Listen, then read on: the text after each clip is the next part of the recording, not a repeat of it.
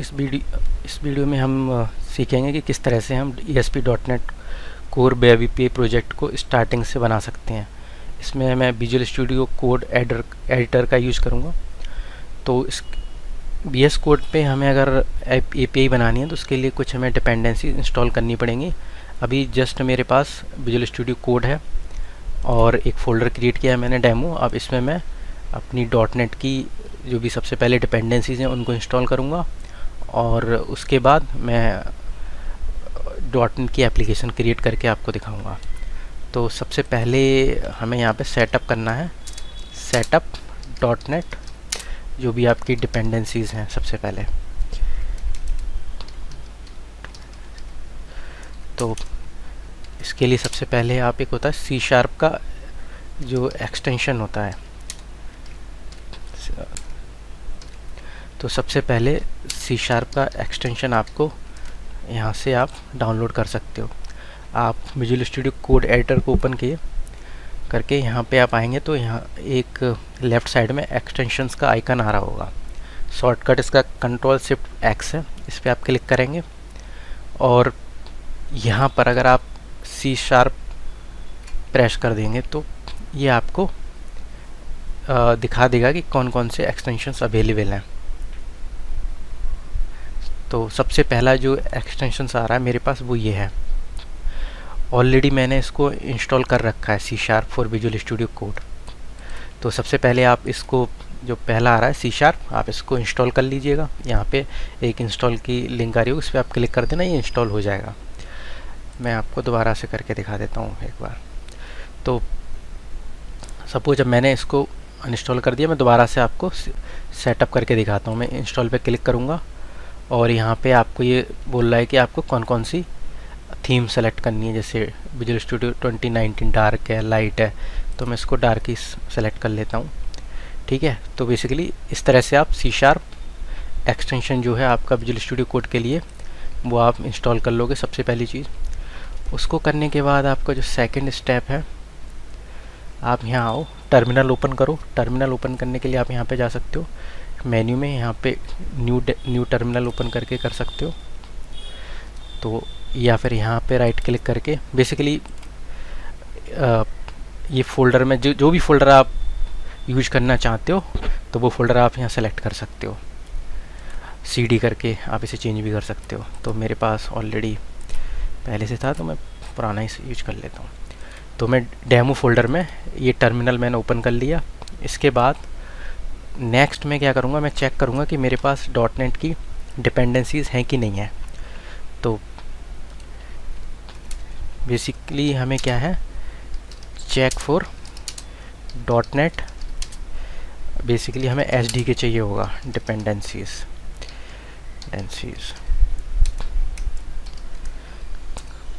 अगर आप यहाँ पे .NET टाइप कर दोगे तो ये आपको बता देगा कि आपका अगर ये आपके पास इंस्टॉल होगी तो वो सारा जो भी उसकी कमांड्स की रिजल्ट्स होते हैं वो आपको दिखाने लग जाएगा। तो यहाँ पे आ रहा है term .NET is not recognised. तो इसका मतलब मेरे पास .NET अभी जो SDK फाइल है वो हमारे पास नहीं है अभी। तो हमें सबसे पहले ये .NET हमें डाउनलोड करने हैं SDK कोर के लिए। उसके बाद ये हम कमांड्स रन कर सकते हैं। एक्चुअली .NET कोर का जो अभी 3.1 वर्जन चल रहा है तो उसमें क्या है, हम कमांड्स यूज करते हैं। जैसे अगर आप .NET न्यू कमांड का यूज करके एप्लीकेशन बना सकते हो।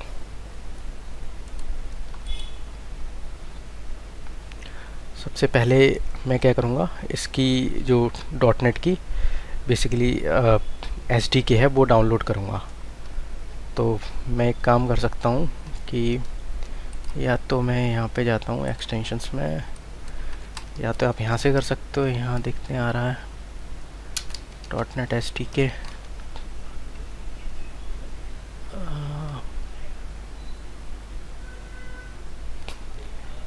आप गूगल पे जाके सीधे भी डाउनलोड कर सकते हो, डाउनलोड .NET कोर SDK, और आप 3.1 डाउनलोड कर सकते हो। यहाँ जाओ तो सीधे आप इस URL पे जा सकते हो, डाउनलोड .NET कोर, और यहाँ पे ये दिखा रहा है अभी SDK वर्जन 3.1.6 हमें विंडोज़ के लिए चाहिए 64, तो मैं SDK 3.1 और 3.2 और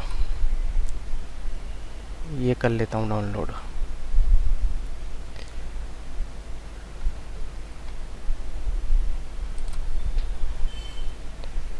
तो मैं यहाँ पे .NET SDK फाइल डाउनलोड करने जा रहा हूँ और ये हमारी exe डाउनलोड हो जाएगी। उसके बाद हमें जस्ट इसको इंस्टॉल करना होगा। तो आप सीधे सीधे इस माइक्रोसॉफ्ट के URL पे जाकर भी डाउनलोड कर सकते हो।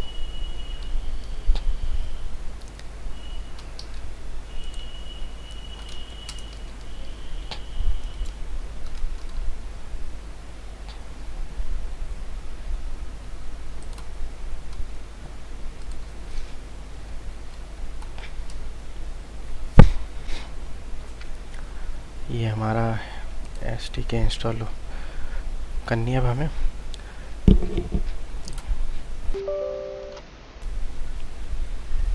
तो ये वर्जन जो आपका है .NET कोर का SDK का वो है 3.1.302।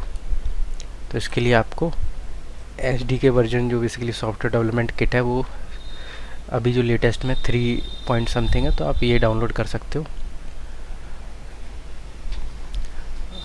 जैसे ही आपकी ये इंस्टॉल हो जाएगी तो आपकी ये जो कमांड्स हैं .NET के जितने कमांड्स हैं जो आप कोड में रन करना चाहते हो, तो उसके बाद ये सारे चलना शुरू हो जाएंगे। बेसिकली जैसे आप इंस्टॉल करोगे तो ये आपका एनवायरनमेंट वेरिएबल सेट हो जाएगा और ये वर्क करना स्टार्ट कर देंगे।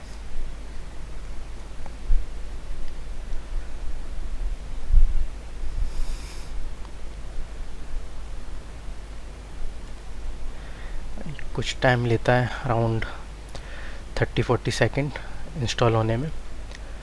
और इसके बाद हम क्या देखेंगे कि हमें बेसिकली इसमें जो डिपेंडेंसीज़ है वो आपको चाहिए। एक तो C# एक्सटेंशन आप कर लो, दूसरा SDK चाहिए होती है। अगर आप विजुअल स्टूडियो कोड यूज कर रहे हो तो आप SDK डाउनलोड करके आप उसे चला सकते हो।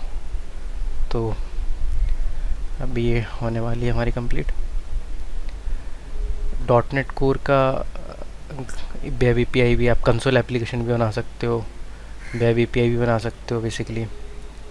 तो जो भी एप्लीकेशंस आपको बनानी है वो आपको एज अ टेम्पलेट स्पेसिफाई करनी होगी जब आप यहाँ पे कमांड के थ्रू रन करोगे।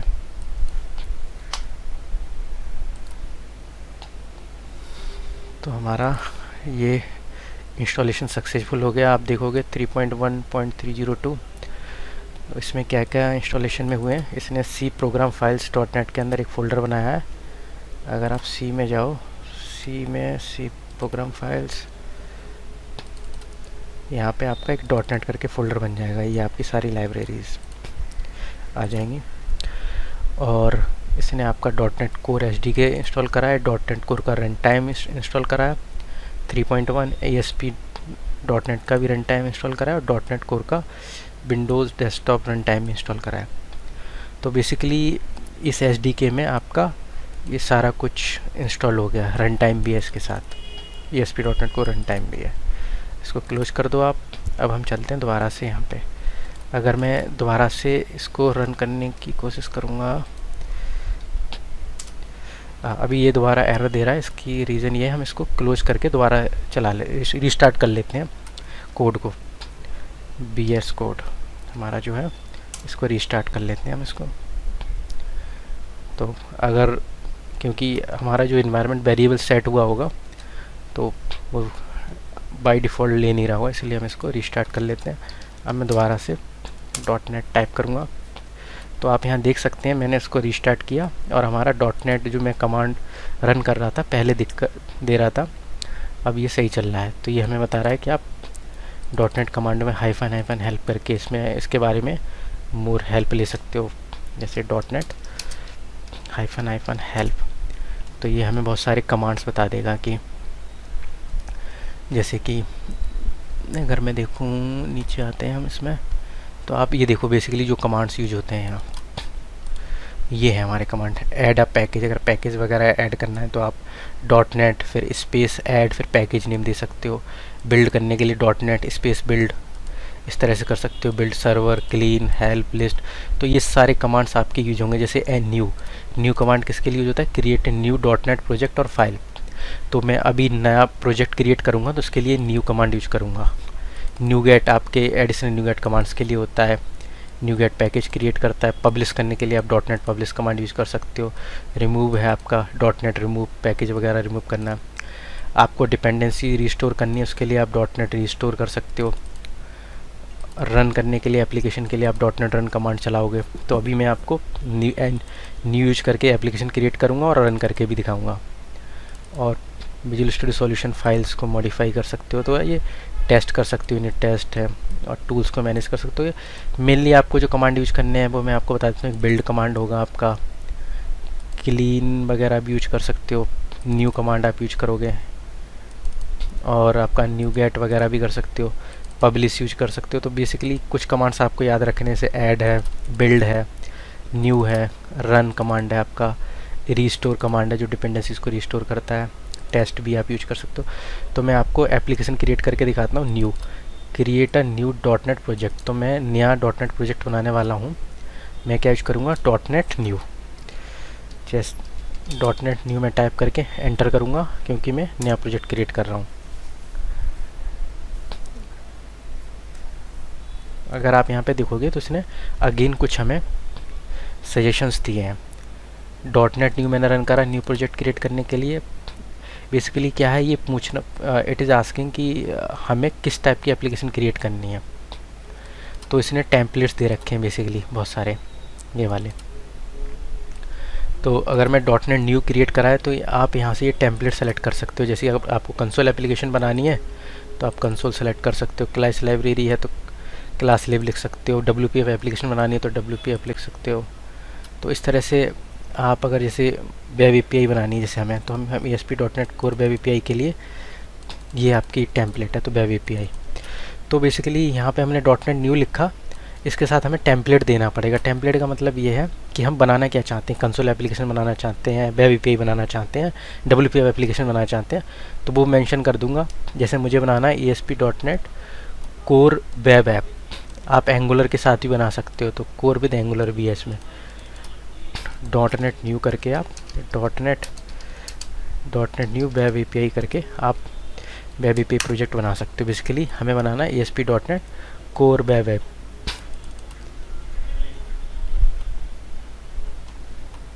ठीक है, तो अगर आप देखोगे इसने क्या करा, the template ASP.NET core web API was created successfully.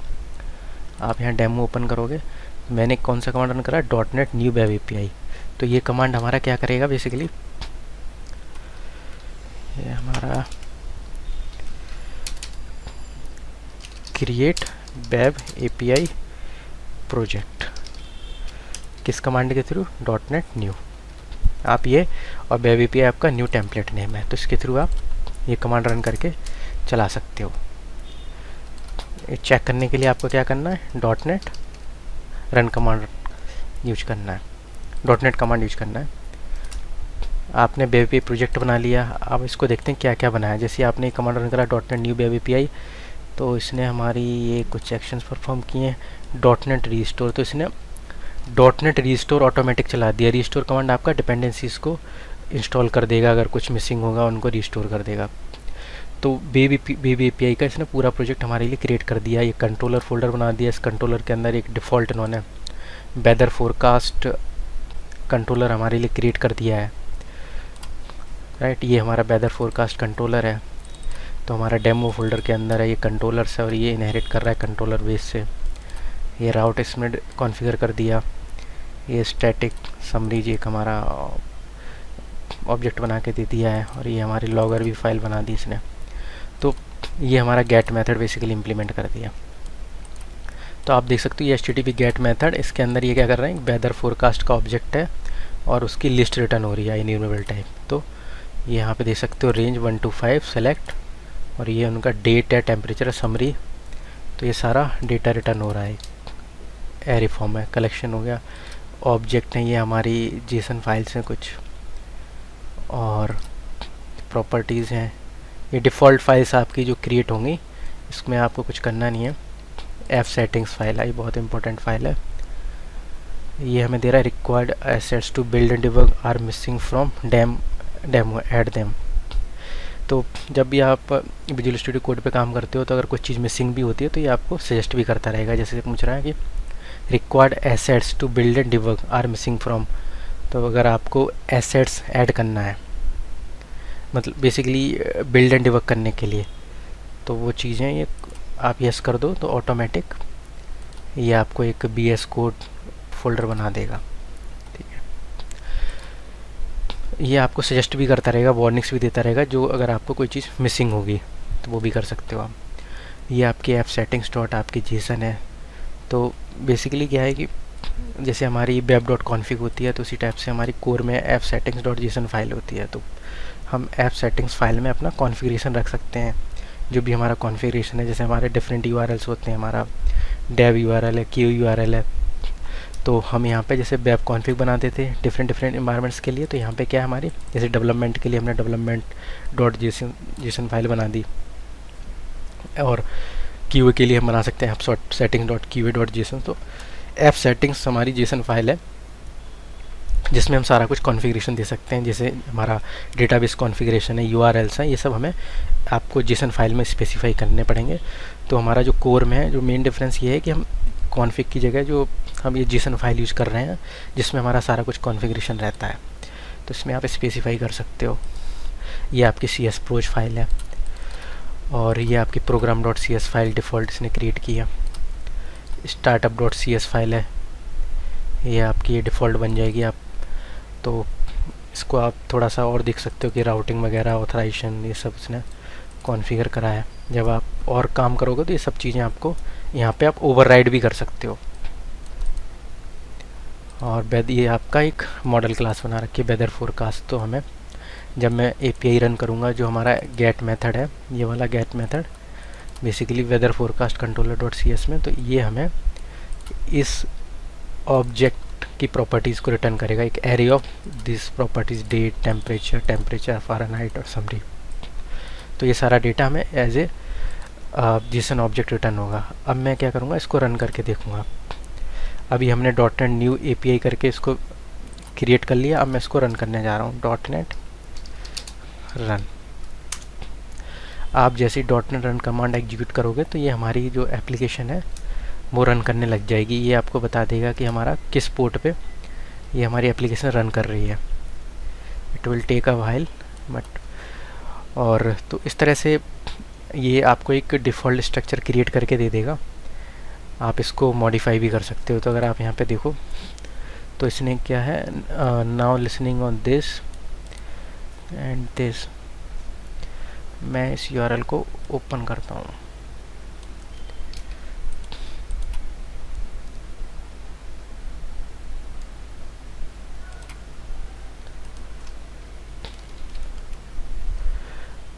क्योंकि हम पेज नॉट फाउंड, बेसिकली अगर हमें इस API को कॉल करना हो तो एक हमारा नेमिंग कन्वेंशन ये होता है कि हमें बेसिकली मैंने क्या करा, अभी एक चीज़ मैं यहाँ पे स्टेप नोट डाउन कर देता हूँ। हमने रन कर लिया एप्लीकेशन, रन एप्लीकेशन। इसके लिए हमने .NET रन कमांड एग्जीक्यूट करा। अब हमें क्या करना है, URL, जो URL आपका जो रहता है वो बेसिकली क्या होगा, जो आपका लोकल होस्ट स्लैश आपका ये आप राउट यहाँ पे चेंज भी कर सकते हो। जैसे अभी कंट्रोलर है तो अभी आपको यहाँ पे क्या देना है, ये राउट, इसका मतलब ये है विदिन स्क्वायर ब्रैकेट्स, ये आपका इससे रिप्लेस हो जाएगा। तो अगर आपको ये वेदर फोरकास्ट कंट्रोलर कॉल करना है तो आपको इस तरह से URL देना पड़ेगा। और आप देख रहे हो इसमें गेट मेथड बना हुआ है। इस गेट मेथड का कोई नाम नहीं है, HTTP गेट है, तो डिफ़ॉल्ट इसको पिक कर लेगा। आप अगर इतना URL में टाइप कर दोगे तो ये पिक करना शुरू कर देगा। मैं सीधे इसमें कॉपी पेस्ट न करके सीधे जो कंट्रोलर का इनिशियल जो है, कंट्रोलर हटा करके मैं यहाँ से लेकर यहाँ तक कंट्रोलर कीवर्ड हटा के कॉपी करके यहाँ पर टाइप कर देता हूँ और एंटर करूँगा तो मेरी गेट कॉल चली जाएगी। और ये मुझे, आप देख रहे हो ना, इसने मुझे जेसन ऑब्जेक्ट रिटर्न कर दिया। जैसे हमारी प्रॉपर्टी थी डेट है, टेम्परेचर है, थोड़ा सा और, जैसे date, temperature C, temperature F और समरी। तो बेसिकली आप देखो ना, ये 4 प्रॉपर्टीज़ हमने डिफाइन कर रखी थी इस क्लास में, weather forecast dot C S class में। डेट, टेम्परेचर सी,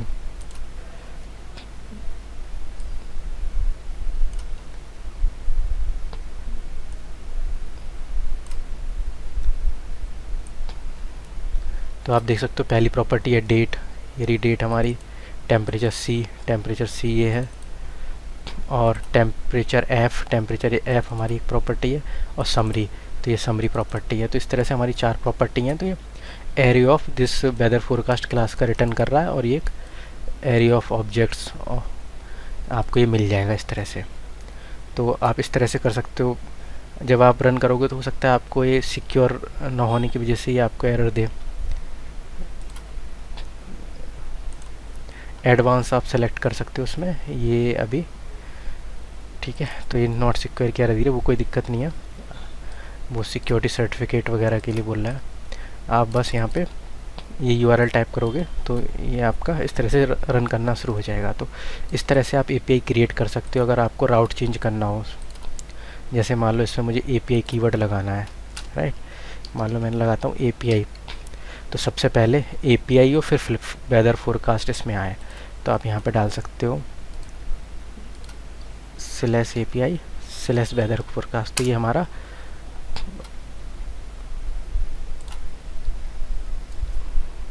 ओके, दोबारा रन करना पड़ेगा हमें एक बार।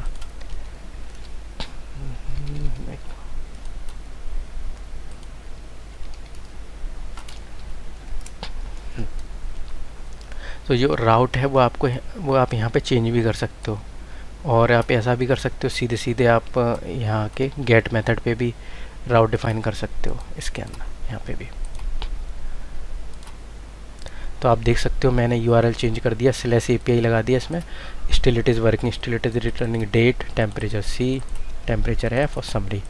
तो इस तरह से आप ASP.NET core web API project scratch से स्टार्ट कर सकते हो using Visual Studio Code. So thank you guys, thanks for watching.